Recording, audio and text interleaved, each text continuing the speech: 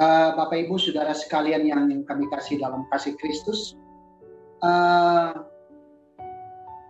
sebelum saya mau tanyakan, kira-kira ada di antara saudara yang di sini yang bawa kawan, ada kawan di samping, boleh saya tahu? Saya nggak ada Pak, maaf. Ya, yang ada aja, saya mau tengok yang ada kawan di samping. Moren ada, siapa lagi yang punya kawan? Ada saya Pak. Ibu Kristi itu ada. Ya, memang saya sudah pernah berpesan waktu lalu bahwa kalau mengikuti pelajaran pengaktifan ini bawa kawan. Tujuannya ya saudara mau bernubuat sama siapa? Mau praktek kemana gitu kan kalau sendiri? Praktek kan mesti ada orang lain di situ. Kalau nggak ada orang lain ya nggak mungkin saudara mau praktek pada diri sendiri. Antara peserta nggak bisa ya Pak? Hah? Iya Pak, sesama peserta yang nggak kenal Pak. Sesama peserta bisa saja, tapi karena ini pemula, intuisinya nggak begitu kena gitu. Videonya nyalain aja Pak semua Pak, jadi bisa kelihatan kan mukanya, dari mukanya mungkin bisa. Apa gimana? Maaf Pak, nggak ngerti soalnya. Boleh saja. Istri boleh Pak. Jadi saya. Suami istri boleh Pak? Suami istri. Boleh. Nggak boleh. Tapi jangan sampai kena tonjok gara-gara salah bicara gitu. Namanya belajar. Takutnya nggak akurat Pak kalau udah. Ya, kalau masalah tidak akurat atau akurat, lebih baik memang tidak kenal. Tapi kalau kenal, Jago buat belajar. Gitu. Biasanya kalau tidak akurat itu karena apa? Itu yang saya bilang, punya perasaan, segan, jaga image. Udah tahu rahasianya Pak. Jangan tersinggung. Nah itu. Memang ada kendala ini Pak, kalau beda kalau offline sama online kan. Jadi kadang mau cari teman mungkin was-was. Jadi seperti itu. Memang tantangannya di situ. Saya kira begini, cari kawan artinya tidak perlu kita was-was, artinya pastikan saudara punya kawan. Kalau nggak punya kawan ini perlu dipertanyakan ini. Ya kan? Kawan bicara, kawan telekomunikasi yang dekat, gitu kan? Ya artinya kawan dulu lah. Jangan dulu terlalu jauh, ya orang yang satu gereja gitu, tapi jarang ketemu, tapi dekat rumah, yuk kita ikut dulu ini sebentar gitu, karena nanti ditentukan waktunya, gitu. Jadi gini aja, kalau saya pikir kalau lewat video ini, intuisinya agak berbeda. Saya pun karena juga menyampaikan profetik sudah biasa, saya mendoakan pelepasan lewat ini Zoom meeting. Yes. Lewat online gitu kan. Jadi tidak ada masalah, tapi bagi saudara yang tidak biasa agak kagok gitu. Nanti semua dengar. Kan kalau begini kan satu bicara nggak mungkin yang lain tidak dengar. Mungkin jangan bisa japri dulu kali Pak. Mungkin bisa japri dulu gitu. Pribadi dulu gitu. Sama ini juga memang banyak yang mungkin kan kita ngobrol semua. Iya. Kebongkar masing-masing. Saya lagi isolasi mandiri Pak. Dosa Pak. Gimana Pak? Pak, gimana prakteknya udah yang ada teman dulu yang sekarang? Ya, jadi gini dulu. Jadi saya kan dulu buat yang bawa kawan gitu. Tapi nanti ada sesi berikut, kasih waktu saya untuk kita praktek, ada kawan. Jadi jangan pernah ikut. Jangan buat tahu Hani. Saya kalau tidak bawa kawan. Kita membuat tahu. Datang sini. Ya, karena kalau tidak bawa kawan, untuk apa berbuat untuk diri sendiri? Ya bahasa roh aja lah. Lalu artikan bahasa roh. Kalau anak-anak bisa Pak, anaknya gitu boleh Pak. Tapi begini, kalau anak bisa aja. Tapi kalau baru pelatihan, agak riskan itu anak. Gitu. Yang ada aja Pak, Ibu Kristi sama Pak Marlon Sibarani yang siap. Berarti Pak Marlon dan Ibu Kristi ini dengar-dengaran nih. Mereka bersama saya. Amin, amin. Ya, dulu. Yang lain kurang dengar-dengaran. Karena banyak mulutnya ditutup, tidak dibuka. Kalau buka mulut, maka Tuhan berbicara. Amin. Amin. Amin, amin. Baik. Kalau bisa pribadi Pak, dari suara hati kemudian ditafsir dengan bahasa roh, baru kita minta kita bisa artikan atau apa itu, bisa nggak Pak? Oh, gini, ini karena saya punya kategori prakteknya beda-beda Bu. Kalau nanti sesi itu di bagian bahasa roh diartikan, itu juga bagus. Ini panggil orang yang teman pendoa, baru coba praktek di situ. Tapi begini, itu apakah karunia apa tidak? Karena begini, untuk mengartikan bahasa roh itu biasanya itu karunia. Kalau tidak, jangan sembarangan mengartikan, nanti salah. Tapi perlu pelatihan.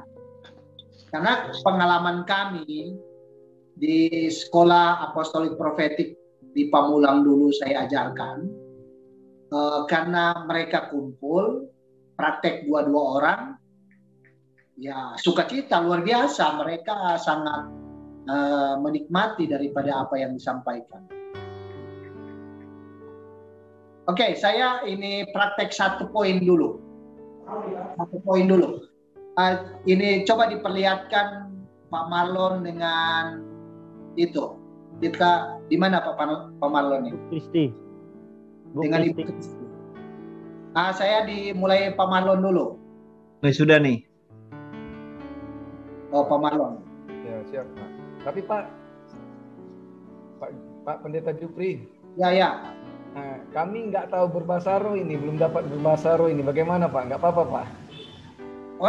Orang tidak harus bahasa roh Pak. Nubuat itu nggak ada bahasa roh. Oh iya. Nubuat itu bahasa Indonesia Pak. Oh iya. Oke Pak, ya Pak. Siap Pak. Ya. Lalu bahasa roh untuk diri sendiri Pak. Iya. Jadi jangan keliru itu salah dalam praktek. Oke, Pak Marlon. Ini Pak Marlon kawan ya? Ini anaknya bibi saya, tapi nggak serumah. Oke, kalau nggak serumah bagus. Nggak serumah bagus. Saya mau izin sebentar, HP saya lagi lowbat, saya ambil kabel dulu ya. Minta izin, 2 menit. Ya. Maaf. Ya.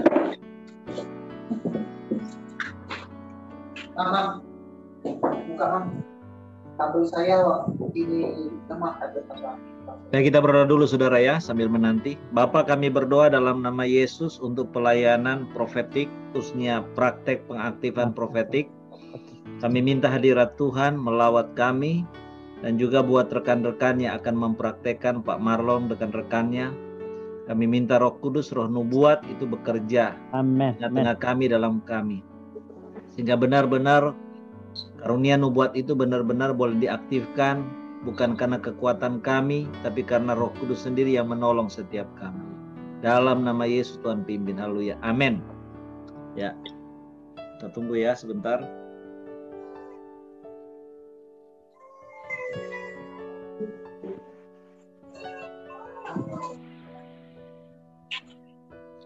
Haleluya, haleluya. Silakan Bu Lenda, kalau sudah datang. Oke. Datang, oke. Baik, kita ini namanya doa profetik. Doa profetik ini begini Pak, yang saya kasih contohkan, bahwa Bapak berdoa aja, entah apa, artinya jangan berdoa kebiasaan. Berdoa kebiasaan itu kan begini, Bapa kami dalam surga, berkatilah keluarganya, berkati ini. Tapi ini Bapak harus keluar dari intuisi pribadi, berdoa kepadanya, ada dapat sesuatu poin dari hati Bapak untuk menguatkan hati dia. Kira-kira dia akan merasa cocok atau tidak? Saya contoh ini, saya mau berdoa, saya kasih contoh sama Pak Marlon. Bapak kami berdoa buat Pak Marlon. Engkau tahu kerinduan hatinya. Kerinduan yang besar untuk melayani, kerinduan yang besar untuk melakukan sesuatu bagi kemuliaan nama-Mu. Tetapi ada banyak hal yang juga ganjalan di hati dia yang belum bisa sepenuhnya karena ada hal-hal yang menghalangi pribadinya. Tetapi Tuhan kuatkan dia supaya dia akan semakin mengasihi Engkau, sampai dia menerima penebusan yang sempurna dalam mengikut Engkau. Amin. Gimana Pak? Cocok? Ya, cocok Pak. Cocok ya? Ya. Nah, itu yang namanya doa profetik. Jadi bukan doa kebiasaan, tapi membuat sesuatu yang pesan yang benar-benar sesuai dengan pribadi. Oke, sekarang Pak Marlon praktekkan sama kawan. Kalau andai kata Bapak rasa kawan ini tidak nyaman untuk didengar doanya, ditutup suaranya. Nanti setelah amin baru konfirmasi. Jadi saya berdoa untuk teman saya ini Pak ya? Ya, berdoa untuk kawan ini. Menyampaikan ini kata-kata intuisi dari hatimu. Kurasakan kasih-Mu Tuhan, kurasakan kuasa-Mu Tuhan, kurasakan kasih kuasa Roh Kudus, kurasakan kehadiran. Curahkanlah kuasa-Mu Tuhan. Haleluya. Haleluya. Haleluya. Haleluya. Curahkan Roh-Mu.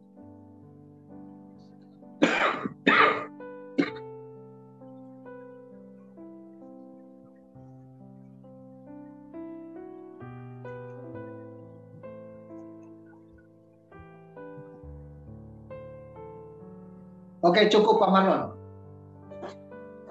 Ini praktek aja.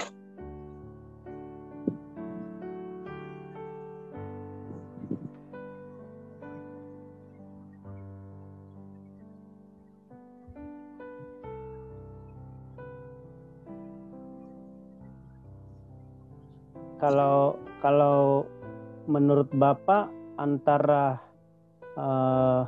bernubuat gitu dengan seseorang, antara berdua gitu, berdoa secara profetik atau bisa dibilang doa penafsiran bahasa roh, seringkali kan ada muncul nubuat-nubuat gitu. Ada perbedaan nggak Pak? Gini Pak, kalau profetik ini merilis atau mempraktekannya, dia lebih umum dan tidak dibatasi oleh situasi. Tetapi kalau nubuat itu lebih spesifik, Pak. Spesifik. Ya, jadi spesifik ini artinya ada sesuatu yang lebih menyampaikan benar-benar suara kenabian itu disampaikan meneguhkan, menguatkan gitu. Memang begini, kombinasi antara pengungkapan profetik ini dia lebih kepada perkataan-perkataan firman. Ya. Sedangkan nubuat ini lebih menyampaikan kepada 5 hal yang tadi saya sampaikan, mengandung fungsi-fungsi daripada nubuat itu, menasihati, menghibur, menguatkan. Jadi itu poin-poin daripada itu. Jadi profetik adalah menjalankan daripada proses nubuat yang berjalan. Karena ada yang namanya tindakan profetik. Saya perlu menjelaskan itu. Yang namanya tindakan profetik. Oke, Pak. Kayaknya Pak Marlon. Makasih, Pak. Pak Marlon udah selesai. Pak, tadi kan Bapak bilang ya, Pak, ada yang dapat semacam untuk khotbah, Pak. Ada pewahyuan untuk disampaikan. Nah, itu saya udah dapat dari tahun 2005, Pak. Semua firman-firmannya pewahyuan. Tetapi bentuknya kan kayak dapat inspirasi, Pak. Apa ya, kayak tadi yang Bapak bilang? Iya, apa tadi yang Bapak bilang misalnya saya untuk menubuatkan misalnya pada istri saya, menyampaikan profetik, itu bentuknya juga kayak inspirasi atau gimana, Pak? Apa kepekaan di hati, Pak? Enggak, itu intuisi. Jadi sebenarnya gini, karena Bapak tidak membuat satu pelatihan sehingga ketajamannya kurang tajam. Oh gitu, Pak. Kalau mempertajam itu harus latih, ngomong, bicara. Iya. Jadi nggak sama dengan yang untuk khotbah pewahyuan itu nggak sama ya Pak, lain lagi. Jadi sejauh itu membangun, sejauh itu menasihati, sejauh itu menghibur, sejauh itu menebus atau mengarah, tidak masalah Pak. Oh gitu Pak, iya. Tidak masalah. Ya. Yang penting diucapkan gitu ya Pak. Ya. Oke Pak Marlon, sudah siap? Sudah selesai kan? Jangan kelamaan Pak Marlon. Nah ini, oke Pak Marlon gimana? Coba ini komunikasi berdua. Apa yang ditanyakan, apa yang saya doakan bagaimana? Coba tanya ke kawan itu. Temannya namanya siapa? Pak namanya siapa Pak? Namanya Bambang Pak. Iya. Oke, saya tanya Pak Bambang. Pak Bambang gimana? Apa yang didoakan Pak Marlon bagaimana? Bagaimana ya mendoakan tentang diri saya sih? Ya, mendoakan tentang diri Bapak cocok nggak? Maksudnya betul nggak keadaan Bapak seperti apa yang disampaikan? Konfirmasi Pak. Ya. Belum ada saya Pak. Belum ada kecocokan. Berarti belum begitu tajam Pak. Harus dilatih lagi. Iya. Oke, kita kembali ke Ibu Kristi. Mana Ibu Kristi? Halo.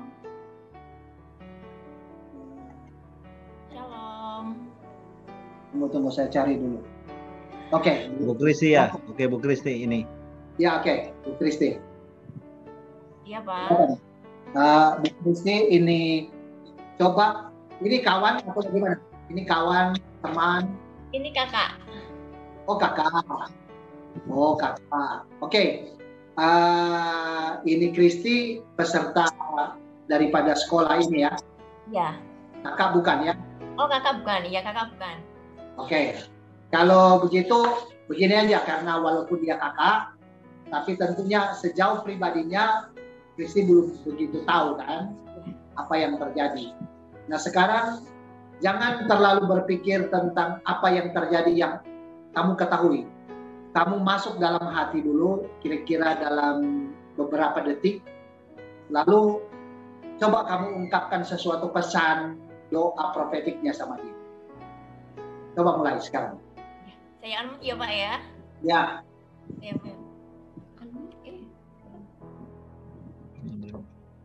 Remote ini yang repot. Saya bagus kan tidak dengar, akhirnya tidak bisa terarah. Iya, kita nggak dengar soalnya ngomongnya apa. Harus tumpak tangan ya Pak? Point of contact ya atau gimana Pak?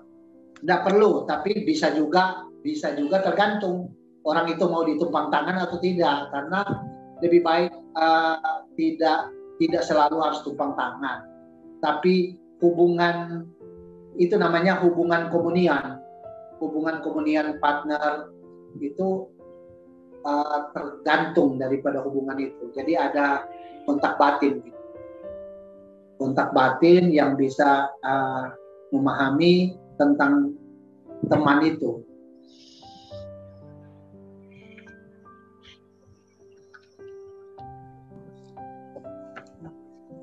Mungkin ada part 2-nya Pak, nanti kita belajar breakout room aja. Nggak bisa, ini malah artinya ini sebagai percontohan. Kalau kita tidak pernah sebuah pelatihan seperti ini, kita tidak punya gambaran, dan akhirnya apa yang kita, ya mohon maaf, kebanyakan teori kita nggak tahu apa-apa nanti. Bukan Pak, bukan itu maksud Moren. Memang praktek itu pasti di mana-mana namanya latihan penting. Cuman maksudnya mungkin nanti ada part 2-nya. Jadi nanti ini secara teknis sih Pak. Soalnya kita juga sebagai co-host nggak ngerti masalah yang break. Karena kan saya kan sebagai pembicara diberi kekuasaan dan waktu. Siap. Jadi tidak boleh diinstruksi masalah ini. Ya. Siap. Ini kan cara saya. Oke, Ya, lanjut. Sudah selesai, Pak. Ya, Pak. Ya, gimana coba ini teman kakak itu namanya? Ika. Ya, oke. Ika, kira-kira apa yang disampaikan doanya bagaimana? Ada kecocokan atau belum semua? Atau semua cocok? Ada kecocokan. Ada kecocokan, tapi belum semua. Hampir. Oh, tepuk tangan dulu. Ya, sebenarnya begini, kami ingin dengar, cuma ya nggak masalah. Ini ada privasi yang tidak boleh didengar, gitu. Tapi sebenarnya kalau bicara tentang profetik, lebih umum, lebih korporat, gitu. Oke. Kira-kira siapa yang saya ingin praktekkan dulu ke salah satu peserta sini? Siapa yang mau? Saya cuma mau praktekkan. Saya Pak. Saya bisa didengar. Boleh disebarkan ke seluruh peserta. Saya didoakan Pak. Yang paling bagus didengar ya saudara ya, supaya enak. Ya, saya Jadi kita ngomong itu dosennya bisa nilai benar Pak. apa enggak nih, miring-miring apa lurus. Mau. Saya. Satu dulu. Saya Pak. Maju yang pilih. Tolong ini aja di chat ya, tolong di chat ya, tolong di chat. Tolong di chat aja supaya berurut. Jadi di chat aja. Pak Jifri, Pak Beni, Parapak. Bu Jessica dulu ya, Bu Jessica ya. Jessica dulu, Bu Jessica mana ya? Ayah sudah Bu Jessica ya. Saya Pak. Nah oke, Bu Jessica. Marlon Pak.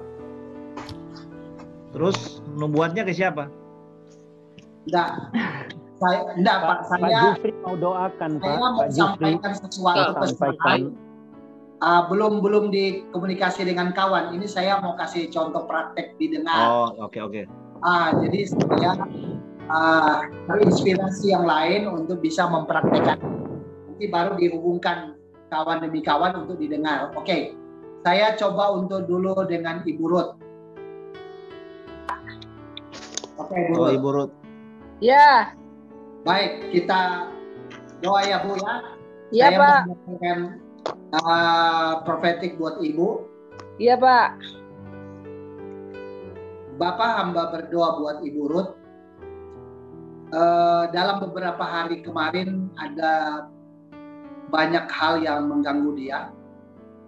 Tapi Tuhan sudah tolong. Tuhan berikan solusi baginya. Namun Tuhan ada ganjalan yang perlu dia lebih lagi percaya bahwa Engkau adalah penolong baginya untuk menolong keadaan apa yang terjadi. Karena itu Tuhan tidak pernah biarkan hamba-Mu. Dia adalah hamba-Mu dan pasti Tuhan berikan solusi baginya. Amin. Dalam nama Yesus. Amin. Amin. Gimana Bu Ruth? Ya. Benar, Pak. Pas. Oke. Ya, oke. Saya Pastor. Itu pesan pendek saja, jadi tidak terlalu panjang, tapi benar-benar cocok. Cocok. Oke. Makasih, Pak. Ini silakan Pak Hebron coba atur ketemu. Jangan terlalu mereka kenal. Jadi kalau bisa diketemukan yang tidak kenal, coba dikasih praktek supaya bisa seperti saya tadi. Oke ya, Samuel David sama ini aja ya, Bu Jessica ya. Siapa yang berdoa, siapa yang ini didoakan? Ya gantian aja. Supaya adil kan. Oke, Bu silakan. Jessica sama siapa Pak? Tadi saya bilang Samuel David Wang di mana ya? Kayaknya mereka kenal deh. Saya Coba kan nanya. pernah dia pernah curhat sama saya. Iya, kenal itu Pak. Oh kenal ya? Iya. Ya, dia pernah Benar ngomong. Oh gitu sama Pak Yani aja ya, Pak Yani. Oke Pak Yani. Iya, Pak Yani Ya. Jambi. Siap. Nggak apa-apa ya didengar ya. Nanti Ya. gantian. Nggak apa-apa. Itu aja ya Pak Jufri ya. Jadi Iya, kalau iya. adil kan gantian kan adil kan. Ayo Pak Yani semangat. Tapi jangan panjang Pak ya. Singkat-singkat. Ya, Ibu Jessica duluan, baru saya terakhir. Teduh semuanya.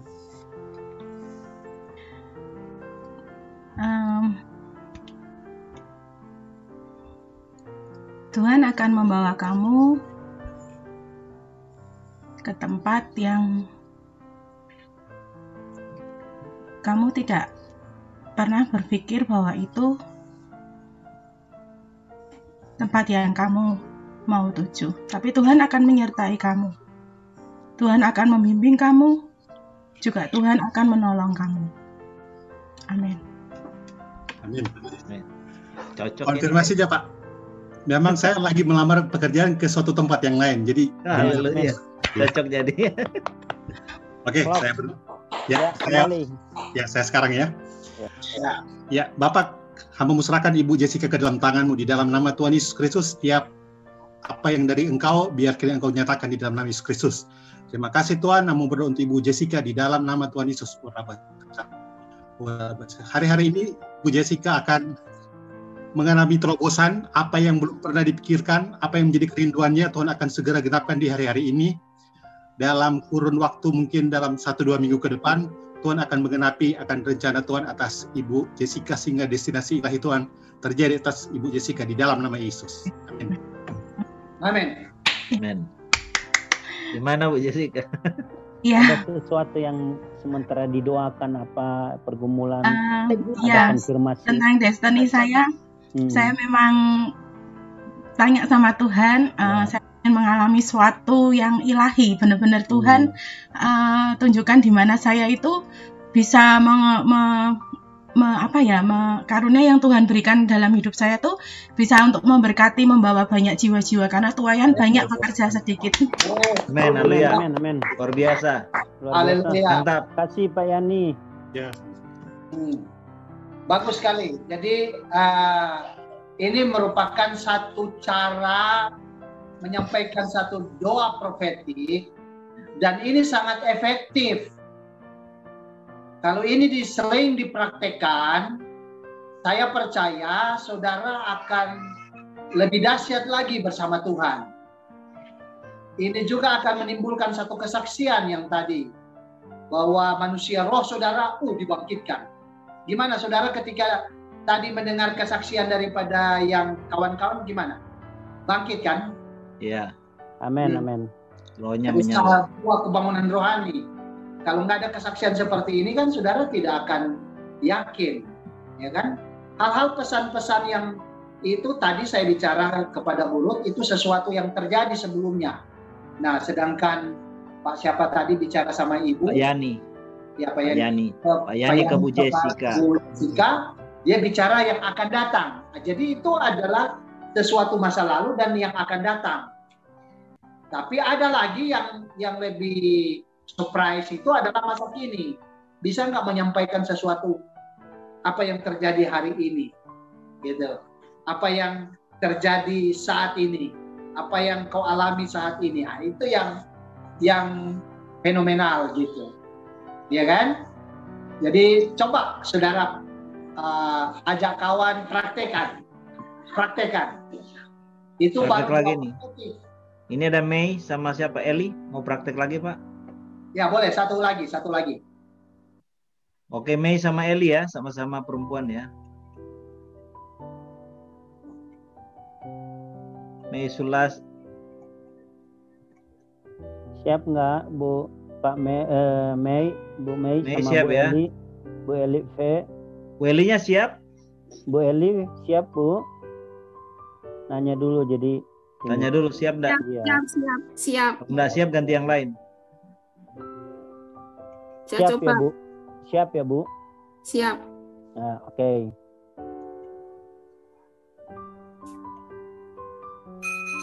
Siapa duluan? Ibu Eli apa saya yang duluan? Ibu duluan aja. Ya, kita bersatu dalam doa. Tuhan berkata pada saat ini buat Ibu Eli, Tuhan mengerti, Tuhan tahu apa yang menjadi isi hati Ibu Eli saat ini. Tapi percayalah, apa yang Ibu Eli rindukan dan doakan selama ini, Tuhan pasti jawab, Tuhan pasti dengar. Satu hal yang Tuhan ingatkan kepada Ibu Eli, bahwa tetaplah mempercayai janji Tuhan itu. Kalau hari lalu Tuhan sudah tolong Bu Eli, percayalah apapun yang menjadi kerinduan Ibu Eli pada saat ini, apa yang didoakan, Tuhan pasti kabulkan. Amin. Baik, sebaliknya. Sebaliknya Ibu Eli. Dengan Ibu siapa tadi? Ibu Mei. Mai. Untuk Ibu Mai. Dalam nama Tuhan Yesus, hamba berdoa, Ibu Mai, apapun yang sedang dia alami Tuhan, hamba percaya tangan kuasa Tuhan terus menyertai. Anakku, engkau tak usah takut apa yang sedang kau jalani, alami saat hari-hari ini. Aku menyertaimu, aku tahu hatimu, kau sedang mengalami hal-hal yang membuat dirimu mengalami hal-hal yang tidak mengenakkan hatimu, tapi percayalah anakku bahwa aku akan menyertai engkau setiap hari sepanjang masa. Engkau tidak pernah tak usah takut akan penyertaanku, bahwa aku selalu ada bersamamu anakku. Percayalah bahwa aku akan memulihkan apa yang menjadi kesakitanmu, aku akan memulihkan apa yang menjadi keresahanmu anakku. Percayalah bahwa aku tidak pernah meninggalkan engkau, aku selalu menyertai engkau. Terima kasih Tuhan, di dalam nama Tuhan Yesus, haleluya, amin. Oke, gimana konfirmasi? Gimana? Ya ada sih, ada cocok. Ada sebagian cocok. Ya, Mei sampai nangis ini Mei. Kalau Mei gimana? Kalau saya sih mungkin pas dari kemarin ya, maksudnya ya Tuhan yang tahu yang menjadi pas saat ini ada yang keresahan lah, maksudnya seolah-olah kayak tidak adil, tapi ya konfirmasi dengan saya, percayalah Tuhan tidak pernah meninggalkan saya. Pasti. Puji Tuhan. Ya, tangan. Berikan tepuk tangan. Jadi mungkin sedikit saya akan mengulas bahwa sedikit menghindari kata-kata yang berkata anakku. Karena begini, Ibu siapa Eli ya tadi? Iya Pak. Hati-hati bahwa ketika kita bilang anakku, ya jangan-jangan kalau misalnya Ibu ngomong begitu bukan dari Tuhan, orang itu jadi bilang jadi kurang pas gitu kan. Ya kalau tadi ya masih syukur dia cocok, tapi kalau tidak cocok ya jadi lebih bagus bilang begini, ya mungkin Tuhan ingin melakukan kepadamu begini. Jadi artinya lebih menceritakan tentang keberadaannya daripada selalu membiasakan dengan kata anakku. Demikianlah firman Tuhan. Nah itu tidak perlu. Dihilangkan kata-kata seperti itu. Ya. Oke, dipahami? Maaf Pak, tanya lagi Pak. Ya. Tanya lagi. Kalau misalkan ada yang menyebutkan misalkan putriku atau apa gitu, gimana itu Pak? Sekarang yang ngomong putriku itu anak dia atau orang lain? Karena saya pernah ya ada yang menyampaikan dengan cara seperti itu, kayak gitu. Sejauh kalau memang itu pas, bisa saja itu kan itu. Tapi sebaiknya memang hindari, bukan bilang salah. Saya juga tidak berani mengatakan salah. Tapi lebih baik menghindari yang disebut dengan putriku, anakku. Oh, Kalau, begitu. Jadinya kalau Tuhan berkata, Pak, Tuhan berkata, hindari. Nggak apa-apa. Kalau bisa hindari Tuhan berkata. Kalau bukan Tuhan berkata, bagaimana? Saya merasa Tuhan mengatakan ya. Sama aja. Jadi mengalir aja menyampaikan sesuatu, jangan mengatasnamakan Tuhan, tapi seakan-akan bahwa Tuhan sedang bekerja, Tuhan sedang melakukan sesuatu kepadamu. Tuhan ingin engkau lebih sungguh-sungguh lagi. Jadi itu bahasa yang lebih umum tapi menyentuh batin. Ketimbang kalau pesan Tuhan. Iya, kalau saya mau menyampaikan pesan Tuhan. Pesan Tuhan gimana? Ya boleh pesan Tuhan, tapi hati-hati. Lebih bagus nggak usah bilang pesan Tuhan. Saya mau menyampaikan sesuatu kepadamu. Begitu aja. Karena ditakuti bahwa ketika engkau menyampaikan bilang saya mau sampaikan pesan Tuhan, tapi yang kamu sampaikan tidak cocok. Mubasir. Nah, kalau misalkan Pak Jupri, kalau misalkan yang Tuhan taruh di hati saya begitu gimana Pak? Boleh. Itu lebih tepat. Lebih tepat. Artinya bahwa ada sesuatu yang ditaruh, boleh. Karena itu ya orang bisa juga bilang nggak apa-apa, mungkin ada sebuah perbedaan dan sebagainya. Jadi nggak masalah, tapi jangan. Menurut Bapak bahasa yang bisa disampaikan seperti itu yang lebih ini gimana? Kalau misalnya Tuhan taruh dari hati saya, bla bla bla, atau gimana? Iya, bisa juga begitu. Tapi maksudnya lebih umum begini. Contoh saya contohkanlah seperti Ibu siapa ini? Ibu Lenda. Oke, Ibu Lenda. Misalnya saya contohkan begini, Ibu Lenda. Ibu tidak perlu takut dengan apa yang sedang kau hadapi. Bahwasanya Tuhan selalu bersamamu. Sebab apa yang terjadi hari kemarin itu, Tuhan akan gantikan untuk hari esok bagimu. Jadi ucapan itu sebenarnya yang paling tepat. Ketimbang engkau bilang anakku atas nama Tuhan, demikianlah firman Tuhan. Enggak perlu, tapi Tuhan akan melakukan kepadamu. Artinya kita berbicara firman kepadanya, tapi itulah wibawa yang disampaikan.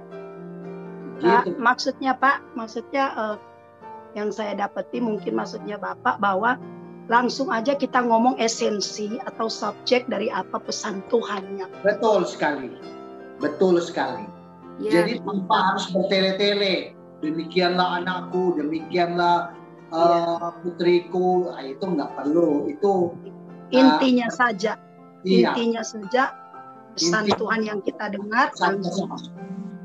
Cuman kayaknya itu Pak, cuman cara penyampaiannya saja. Ya, tapi etikanya karena begini, takutnya orang karena kita mengatasnamakan misalnya anakku, seakan-akan Tuhan datang saat itu. Jadi itu yang harus hati-hati. Jadi tidak perlu Tapi artinya kan biasanya kalau orang-orang yang sudah punya katakanlah jam terbang tinggi begitu, pada saat memang dia mendapatkan sesuatu yang sangat kuat dan apalagi dia sudah bisa mendengar audible, terus memang dia punya karunia baik nubuat, penafsiran, ya artinya tidak salah juga ya Pak, gitu ya, tidak salah juga. Jadi itu menghindar aja dalam arti lebih menjaga jadi kalau menurut jaga saya efek. gini, iya. Kalau saya, salah. Iya efeknya aja gitu. Tapi kan kalau memang itu benar, ya tajam, ya sebenarnya no problem juga ya. Jadi semua kembali kepada kayak orang-orang yang memang punya karunia yang memang sudah bisa dibilang sudah jam terbang gitu. Hanya bukan jam terbangnya Pak, tapi kita juga di sini kan kita belajar. Oh iya. Kita belajar aturan taati sebuah proses yang baik. Iya. Iya, benar Pak. Banyak pendahulu saya dulu banyak membuat pelanggaran dan kesalahan soal nubuat ini. Artinya etika ya Pak ya? Ya ada sisi etikanya, ada sisi wejangannya. Jadi lebih kepada wejangan ya, bukan yang berhubungan karena kita yang lebih tua atau kita yang lebih hebat, kita yang lebih rohani. Belum tentu yang kita doakan kita yang lebih rohani kan. Takutnya kita doakan orang itu dia yang lebih rohani dari kita gitu. Jadi kita harus lebih kepada sebuah tatanan bahasa yang sederhana tapi kena gitu. Itu yang perlu dipahami kan. Maka saya bilang perlu latihan lebih banyak, berbicara terus, latihan. Itu aja saya kira sampai di situ. Masih ada waktu saya. Masih ada yang mau minta praktek Pak? Saya close dulu untuk praktek karena ada poin yang ingin saya bagikan dulu untuk tentang bagaimana praktek di rumah aja. Nanti praktek di MDSB aja ya. Ya, karena ada pengajaran yang penting juga mengenai tindakan profetik. Contoh ini. Yesus membuat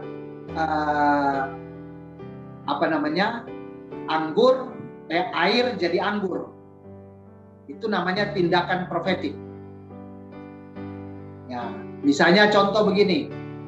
Saya punya pengalaman tindakan profetik. Saya nggak punya uang, tapi Tuhan bilang begini, pergi ke airport. Karena kamu harus menginjil tanggal sekian harus ada di Tanjung Pinang. Saya taat. Saya bawa tas, bawa kawan sampai bilang begini, betul nggak ini kita? Saya bilang betul. Berangkat aja, nggak punya uang. Artinya mau beli tiket aja nggak ada. Zaman dulu kan nggak seperti sekarang. Beli tiket dulu baru pergi ke airport. Kalau zaman dulu ke airport langsung beli tiket di sana, gitu. Jadi saya diperintahkan Tuhan pergi. Sampai di airport ada orang yang menyediakan tiket khusus untuk berdua. Jadi bukan kebetulan, tapi itulah salah satu contoh yang namanya tindakan profetik. Gitu. Jadi saya ingin lanjut kepada teori tentang datangnya pengungkapan profetik. 1. Perkataan profetik iluminasi dalam kurung pewahyuan yang dapat dimengerti logos ada kehidupan dari pengakuan semua gereja. Memang kalau kita berbicara tentang logos atau yang disebut dengan firman Tuhan tertulis, semua gereja mengakui tersebut. Dan itu adalah Alkitab secara pewahyuan jelas diakui semua orang. Jadi kita tidak bisa membantah kalau yang namanya firman Tuhan yang tertulis, yang sudah sebagian kita hafal, itu tidak bisa dibantah. Jadi terkadang kita menyampaikan profetik, kita menyampaikan ayat firman Tuhan kepada seseorang. Misalnya contoh, dia lagi sedih, Alkitab kita langsung bilang, bersukacitalah. Sekali lagi kukatakan kepadamu, bersukacitalah. Itu yang diinginkan oleh Tuhan bagimu. Dia langsung bersukacita. Itu tujuannya adalah bahwa firman Tuhan menjadi logos dan menjadi rema bagimu. Yang kedua, perkataan rema melalui Alkitab jadi perkataan firman menjadi rema. Itu, saudara, perkataan firman yang tadi menjadi rema bagi orang yang mendengar. Jadi itu penting sekali untuk diungkapkan kepada seseorang. Jadi ketika kita berprofetik, kita teringat dengan satu ayat. Sampaikanlah ayat firman Tuhan itu kepada orang tersebut. Itu tidak usah diragukan. Yang ketiga, perkataan pengetahuan atau perkataan hikmah. 1 Korintus 12. Dalam bahasa Yunani dikatakan zoe atau firman yang dikatakan dan diekspresikan dari rema tersebut. Perkataan hikmat dari pengetahuan menjadi suatu kewahyuan bisa mengetahui tentang perihal pribadi. Ya. Jadi begini. Diekspresikan dari rema tersebut, perkataan hikmat dan pengetahuan menjadi suatu kewahyuan bisa mengetahui tentang perihal pribadi. Artinya bahwa firman yang diekspresikan atau firman yang dikatakan menjadi satu perkataan hikmat sehingga itu menjadi pewahyuan baik untuk pribadi atau untuk umum. Yang keempat, mimpi dan visi penglihatan. Saya pada umur 13 tahun saya dipanggil Tuhan untuk melayani, dan ada orang yang menyampaikan sampaikan nubuatan itu kepada saya, dan semenjak peristiwa itu saya sering melakukan pelayanan profetik atau nubuat kepada orang-orang tersebut dengan sebuah baik bentuk penglihatan atau nubuat. Jadi ada inti seperti tadi saya bilang, orang itu dalam terowongan. Nah, itu penglihatan. Tapi penglihatan itu hanya sebuah kayak orang bilang hayalan, tapi sesungguhnya itu bukan hayalan. Tapi itu yang disebut dengan ekspresi hikmat. Gitu. Jadi Yesus contoh dia kasih perumpamaan. Untuk dia menegur orang, dia kasih perumpamaan. Itu juga sama dengan itu. Jadi mimpi atau penglihatan yang bisa diekspresikan untuk menjadi satu nubuat. Bahasa roh dan penafsiran. Nah, ini saya ingin sedikit menjelaskan tentang bahasa roh dan penafsiran. Pada satu waktu saya kira-kira sudah umur 14 tahun, kami sering mengadakan doa, kumpulan doa. Lalu ada seorang yang berbahasa roh dengan menonjol pada waktu itu. Pada saat dia bahasa roh dengan menonjol, suasana masih dalam keadaan hening, tapi semua berdoa. Suasana belum begitu menyentuh gitu. Tiba-tiba Tuhan menggerakkan hati saya untuk mengartikan bahasa roh itu. Jadi waktu saya mengartikan bahasa roh itu, tiba-tiba keadaan suasana doa itu penuh dengan tangisan, riuh.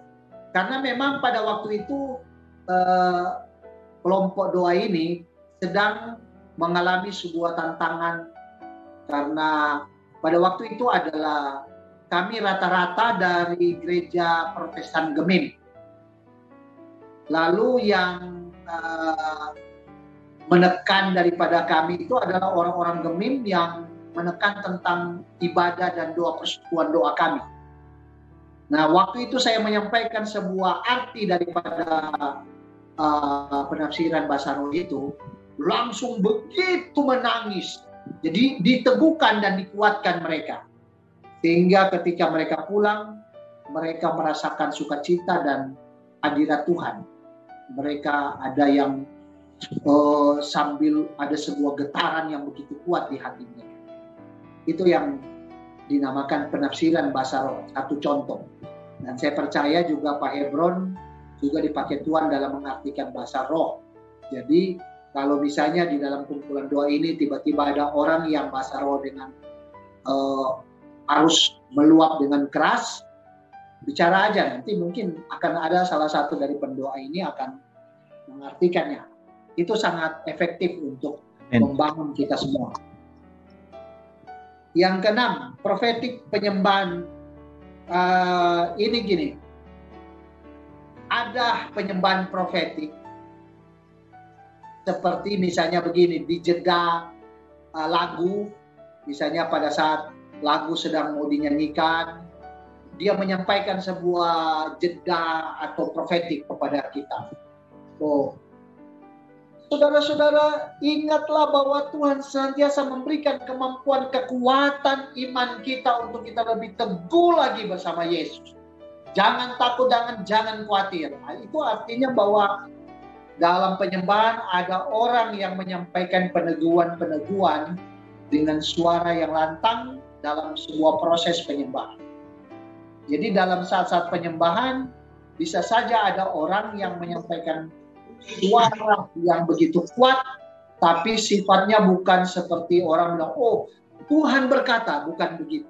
Tapi lebih kepada satu pesan-pesan yang mendorong dan menguatkan kita. Seperti tadi saya bilang, janganlah takut, jangan khawatir. Nah, itu namanya penguatan. Itu yang disebut dengan penyembahan profetik. Jadi dalam penyembahan, bisa juga ada orang dalam penyembahan profetik dia bilang begini, kami percaya Tuhan melakukan perkara yang besar bagi kami. Tuhan tidak pernah tinggalkan kami dalam kehidupan ini. Tuhan selalu memberikan kami kekuatan dan pengharapan. Tuhan yang selalu melakukan perkara ajaib di tengah kesulitan kami. Nah, itu namanya penyembahan profetik juga. Jadi bisa dalam bentuk perbuatan, bisa juga dalam menceritakan sebuah perkataan-perkataan firman. Ya, intinya tidak lari dari perkataan firman. Jadi ada perbedaan tabernakel Daud dengan tabernakel Musa. Kalau tabernakel Daud tidak boleh orang menyembah berkata kalau bukan imam. Begitu. Tapi kalau tabernakel Daud, semua orang boleh berbicara. Semua orang boleh menyampaikan pesan-pesan Tuhan. Gitu. Dan bedanya adalah tabernakel Daud adalah memanifestasikan hal-hal yang dahsyat. Misalnya dalam perkataan itu isi kesembuhan. Ada yang sakit, percayalah bahwa Tuhan sudah menyembuhkanmu.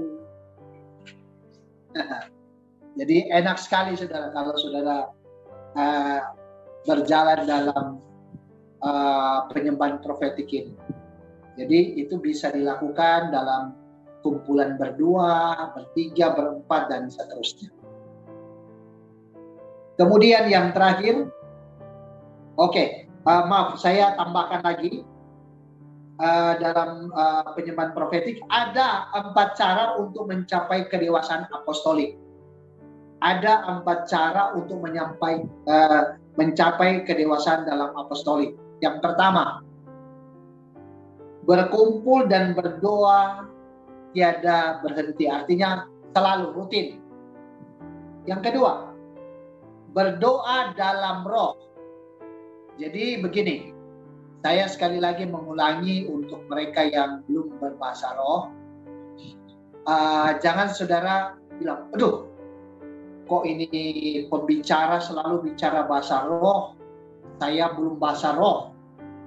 Gini, saudara tahu bahwa kata haleluya itu tidak akan pernah berbeda dengan seluruh dunia. Coba saudara lihat, haleluya itu untuk orang Chinese. Apakah cincong hai gitu kan? Tidak kan? Haleluya juga. Iya kan? Jepang. Apakah Jepang dia juga bilang Veronica? Bukan kan?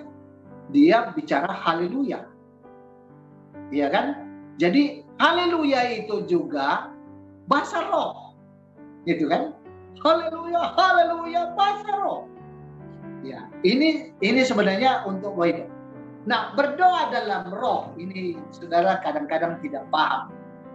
Doa dalam roh itu sebenarnya bicara batin. Jadi doa dalam roh itu batin yang selalu keluar. Saya mau contohkan ini karena ada salah satu contoh Pak Marlon belum bisa bahasa roh. Jadi jangan Pak Marlon putus asa belum dapat bahasa roh. Tapi saya percaya kalau Pak Marlon lebih sungguh-sungguh lagi, pasti kejarlah, karunia itu pasti dapat. Cuma mungkin ada ganjalan yang perlu diselesaikan ya. Jadi gini, bahasa roh itu maksudnya berdoa dalam roh itu adalah bahasa batin. Membiasakan bahasa batin. Jadi ketika saudara berprofetik sebenarnya itu bahasa batin. Gitu. Keluar dari dalam, gelembung, keluar. Gitu. Itu salah satu daripada contoh daripada berdoa dalam roh. Kemudian pujian dan penyembahan. Jadi orang yang mau mencapai kedewasaan dalam apostolik banyak memuji menyembah Tuhan. Nah, ini juga dilakukan penyembahan secara rutin tiada henti dari hari ke hari sampai lawatan datang. Jadi kalau saudara rajin memuji, menyembah dari hari ke hari, saya percaya mempercepat kedewasaan saudara di dalam apostolik. Mengerti apostolik? Pengutusan. Apostolik itu kerasulan. Apostolik itu adalah penginjilan. Memberitakan Injil. Jadi ada sebuah kedewasaan. Sehingga saudara ketika berprofetik kepada orang, saudara punya tingkat bahasa dan hikmatnya cukup tinggi. Jadi nggak usah diragukan. Yang terakhir, tindakan profetik. Tadi saya sudah kasih contoh tentang tindakan profetik. Ini contoh yang itu adalah Elia. Elia dia memberikan contoh memberi makan kepada janda Sarfat. Janda Sarfat dia tahu bahwa dia cuma ada segenggam tepung dan sedikit minyak. Kalau dia tidak kasih sama hamba Allah ini atau Nabi Elia ini, tetap juga janda ini mati. Jadi tindakan daripada tindakan profetik janda ini dia kasih. Toh kalau dia dengan anaknya tetap bikin kue itu dia tidak akan pernah bertambah. Tapi tindakan profetik yang dia lakukan membuat janda ini selama 3 tahun tidak pernah kelaparan. Amin. Ini kan luar biasa. Kemudian Yesus juga melakukan praktek tindakan profetik, yaitu berjalan di atas air. Saya mau tanya, bisa nggak saudara berjalan di atas air?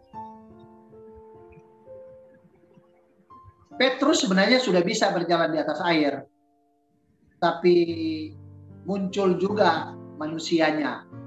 Jadi kadang-kadang manusia kita lebih kuat 80%, Tuhannya 20%. Jadi sebenarnya kalau 50-50, manusia 50%, Tuhan 50%, jalan di atas air. Tapi jangan, perlu hikmat juga. Ada di Korea, mereka dipakai Tuhan luar biasa, lalu ini mereka mau menyeberang. Menyeberang, arusnya deras.